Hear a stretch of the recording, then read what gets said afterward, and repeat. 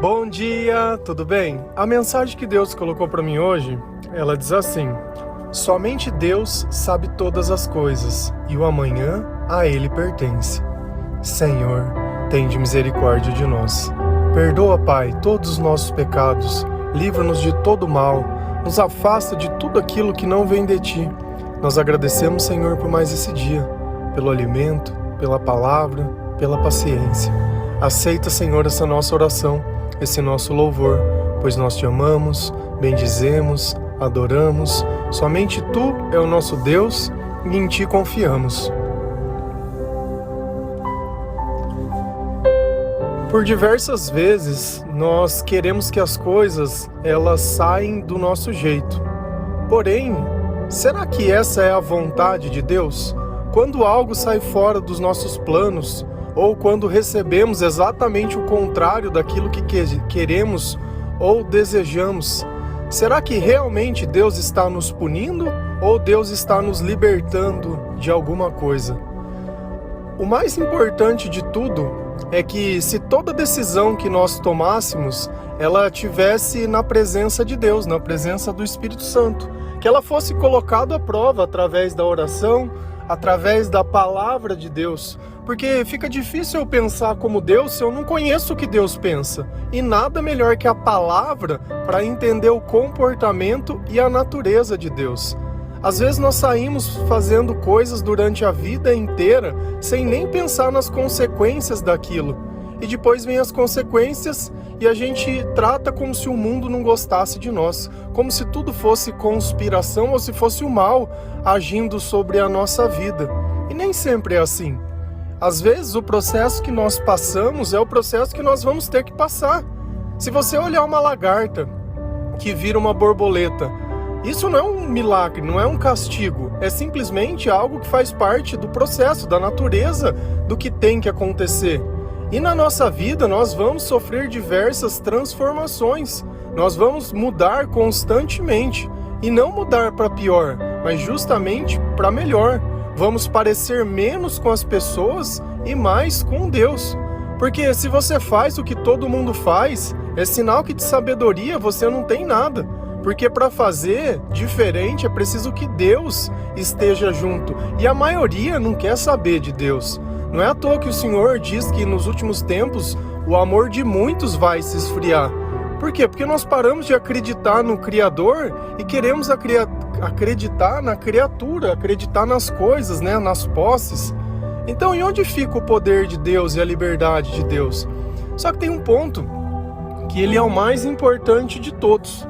Que ponto é esse? Deus tem poder para fazer todas as coisas?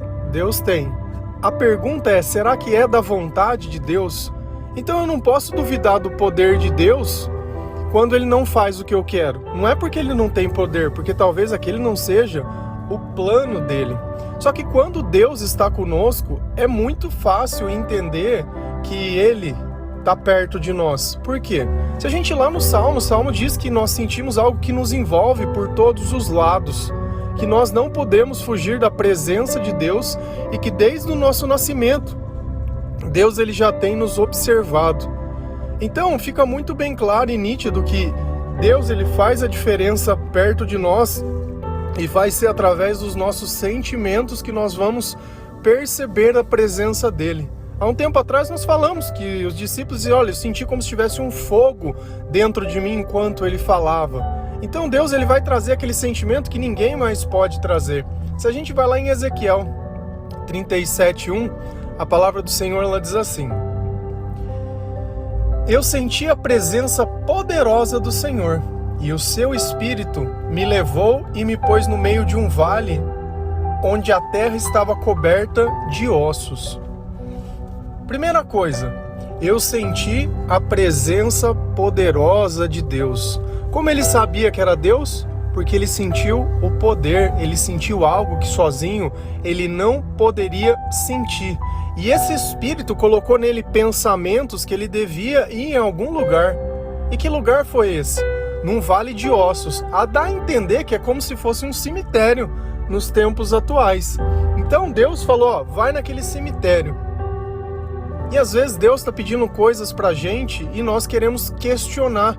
Você imagina se ele tivesse falado assim, mas o que vai ter lá no cemitério? Eu não tenho nada, eu não tenho interesse nenhum nesse lugar, o que eu vou fazer lá?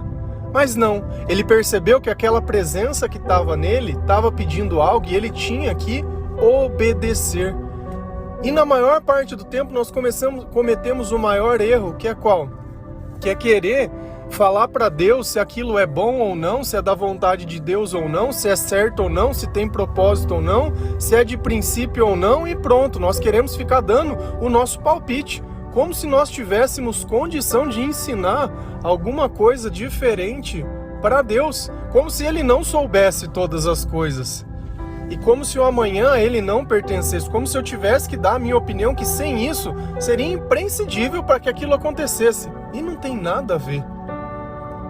E aí, Deus levou o profeta lá no meio de ossos secos. Então você imagina, vamos imaginar, você estava ali orando, você estava ali clamando, estava ali em paz, daqui a um pouco você sente aquele poder vindo em você. E você se sente compelido a ir num lugar como se fosse um cemitério. Será que você teria essa obediência ou essa maturidade? Porque às vezes Deus ele nos leva nos lugares para ver como nós vamos reagir nesse lugar. Como que nós vamos entender, porque Deus muitas vezes ele vai ensinar a gente desse jeito. Se eu não tenho obediência, não tem como eu ter aprendizado, não tem como eu ter entendimento, não tem como eu evoluir, como eu adquirir sabedoria. Se eu só faço o que eu quero, do jeito que eu quero, na hora que eu quero, nas coisas que eu concordo, fica uma margem muito pequena para Deus poder atuar na minha vida. E as coisas não são assim. E ele foi lá, cheio da presença de Deus naquele vale de ossos. E a gente continua lendo a passagem, lá em Ezequiel 37:3, a palavra diz assim: Então o Senhor me disse, homem mortal, será que esses ossos podem ter vida de novo? E eu respondi, Senhor, meu Deus, só tu sabes se podem ou não. Olha como é interessante a resposta que ele deu para Deus. Deus levou ele lá no meio desse cemitério, nesse vale de ossos, e perguntou, será que esses ossos poderiam trazer de volta a vida? A primeira coisa, se eu fosse olhar a minha capacidade, poderiam voltar? Não, porque a gente sabe que a única coisa que é certa nessa vida é a morte. Então, vendo simplesmente os ossos e a pergunta que Deus fez para ele, a resposta seria não. Será que esses ossos poderiam ter vida de novo?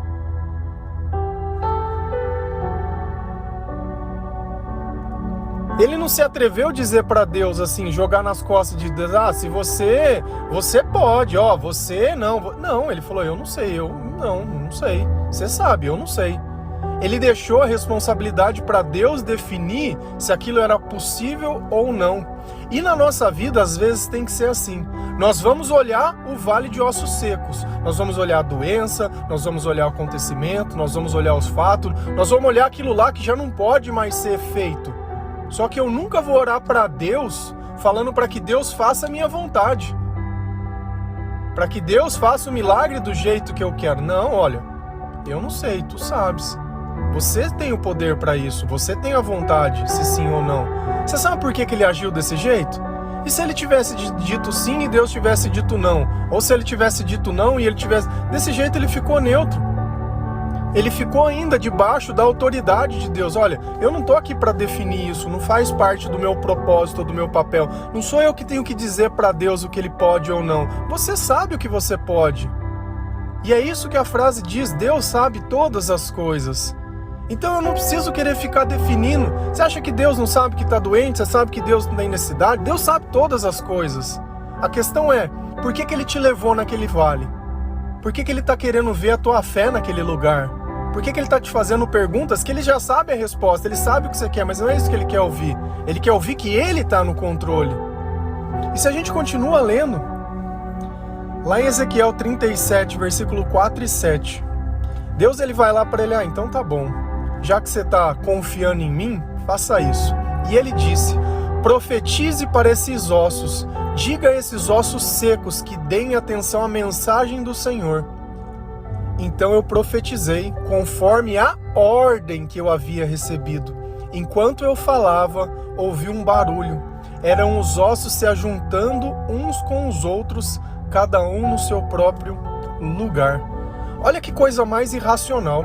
Imagina que Deus te levou dentro de um cemitério. Ele perguntou, será que essas pessoas que estão aqui, elas podem ressuscitar? Será que essas pessoas, elas podem voltar à vida? E Deus, ele começa a descrever na palavra que vai se juntar, vai se formar a carne, vai voltar a ser como era antes. Será que isso é possível? É claro que qualquer um responderia que não. E foi exatamente o que o profeta disse. Olha, você sabe se pode voltar ou não. Eu não vou me entrar nesse assunto. E aí Deus diz para ele, então profetiza sobre esses ossos para que eles voltem à vida. Será que você teria coragem de estar de repente dentro de um cemitério, ou sua fé seria tamanha para você profetizar num lugar daquele que algo iria acontecer que não está dentro das tuas capacidades? E aí você vê que a palavra diz que esses ossos, eles começaram a se juntar, uns com os outros, cada um no seu lugar. Só que faltava uma coisa. Essa primeira parte do milagre, ele começou a ter apenas corpos sem vida. Então, Deus, ele voltou todos os corpos. E aí, adianta ter um corpo e não ter o sopro do Senhor dentro dele? E aí Deus diz, profetiza então para que esses corpos voltem à vida. Então ele diz que vem os ventos e vem os ares e começa a encher esses corpos do Espírito, e essas pessoas, elas voltaram à vida. E aí ele usa isso que ele viu, falando, olha, o povo de Israel é esses ossos secos. É um povo sem esperança, é um povo sem futuro, é um povo sem nada. E quantas vezes não existem profetas do Senhor ou pessoas que estão inspiradas pelo Espírito Santo anunciando o Evangelho, não por causa pessoal, mas pela causa do Senhor, não para promover a si mesmo, sabe? Mas para promover ao Senhor, não atrás de dízimo, de like, de curtida, de visualização, mas para que as pessoas possam ter esse futuro, para que as pessoas possam ter esse encontro, para que esses ossos, para que essa experiência ela possa ser vivida também na nossa vida, porque na maior parte do tempo nós somos esses ossos secos. Nós estamos no meio do vale, como mortos, apesar de vivos, porque não temos mais vontade de viver e não temos vontade de nada, e não porque algo nos falte, mas porque simplesmente Deus não nos mantém vivo. E fica muito evidente nessa passagem que sem a presença de Deus dentro do nosso coração, dentro do nosso corpo, nós somos apenas corpos. E muitos assim o vivem. E não é à toa que vivem só buscando corpos. Corpos buscando corpos, acreditando que quando eu encontro um corpo, eu encontrei o amor. E não é assim que funciona. Um corpo sem Deus, ele não tem vida. Um corpo que ele não entende que existe uma vontade de Deus acima da nossa vontade, ele também não tem vida. Um coração que não entende o sentimento da presença de Deus também não tem vida. Porque sem bons sentimentos, o que vale essa vida? Eclesiástico diz, o que valeria do homem viver 1000 anos se não pudesse gozar um dia da felicidade? Você imagina que penúria viver 1000 anos e nenhum desses anos poder ser feliz, e em nenhum desses anos poder sentir a presença do Senhor? Às vezes você se sente satisfeito pelas coisas que acontecem, mas quantas vezes acontece alguma coisa para se sentir satisfeito? E muitas vezes acontece uma coisa e vem outra pessoa já querendo estragar. Isso é o que mais tem. Gente que vive fora do tempo, gente que serve não a Deus, mas aos seus próprios interesses, que não suportam ver a felicidade do outro. Não suportam. E aí elas vão começar a problematizar. É o exemplo quando o rei Davi, ele recupera a Arca da Aliança e ele está voltando para a cidade feliz, dançando, louvando. E a esposa dele vê lá e fala, nossa, mas olha aqui, oferecido,